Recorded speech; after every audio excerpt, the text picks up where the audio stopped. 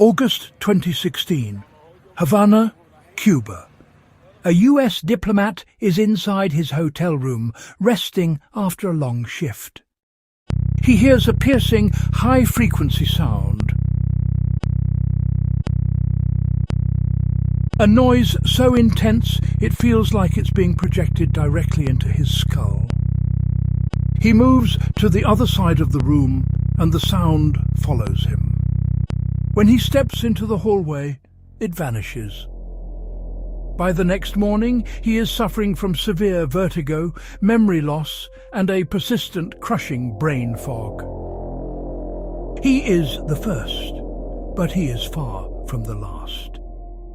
Today, we audit the most unsettling mystery in modern intelligence. It's a phenomenon that has breached the security of the world's most protected embassies, moving from Cuba to China to Europe, and even to the grounds of the White House. It is invisible, it leaves no shrapnel, and it causes permanent neurological trauma. This is Havana Syndrome. We'll dissect the medical anomalies and the terrifying possibility that we are witnessing the deployment of a new, unseen weapon. To understand the severity of this, we have to look at the clinical forensic data. These weren't just headaches. We are talking about objective, measurable damage. The victims, who include seasoned CIA officers, intelligence analysts and diplomats, showed signs of vestibular dysfunction. Their balance centers were physically altered. Many suffered from permanent sensory neural hearing loss and diffuse axonal injury, a type of brain trauma usually seen in high-velocity car crashes or blast injuries from explosives. If you are hit by a bomb, you have an explosion to explain your injuries. If you are in a car wreck, you have the impact. But these victims were in their homes, in their offices, and in their hotels. They were standing in rooms where nothing exploded, and yet their brains showed the exact same trauma signature as soldiers surviving a near-miss IED. The medical data is undeniable. Something hit these people. And whatever it was, it didn't use a bullet. In any forensic investigation, we have to identify the mechanism. The leading theory among intelligence analysts and medical experts is pulsed radio frequency energy. We call this a directed energy weapon.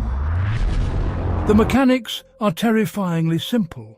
By pulsing microwave energy, you can cause the rapid microscopic expansion of brain tissue. It's called the Frey Effect.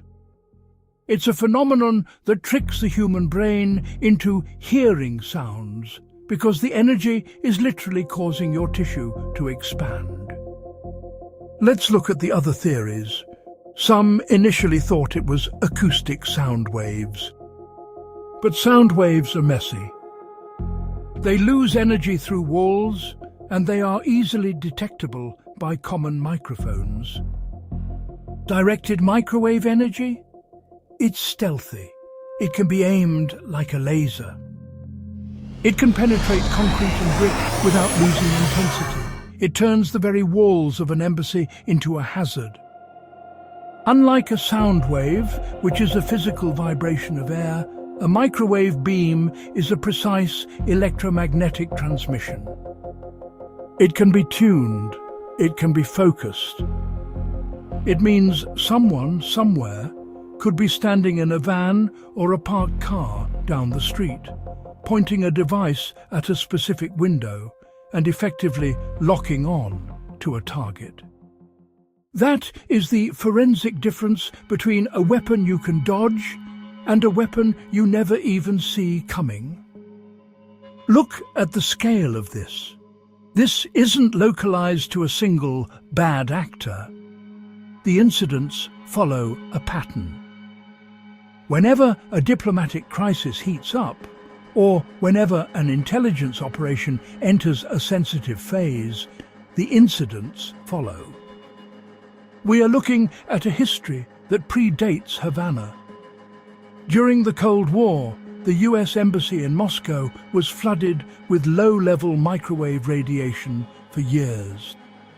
It was a surveillance test, an attempt to see if they could trigger sensors or monitor internal conversations from the outside.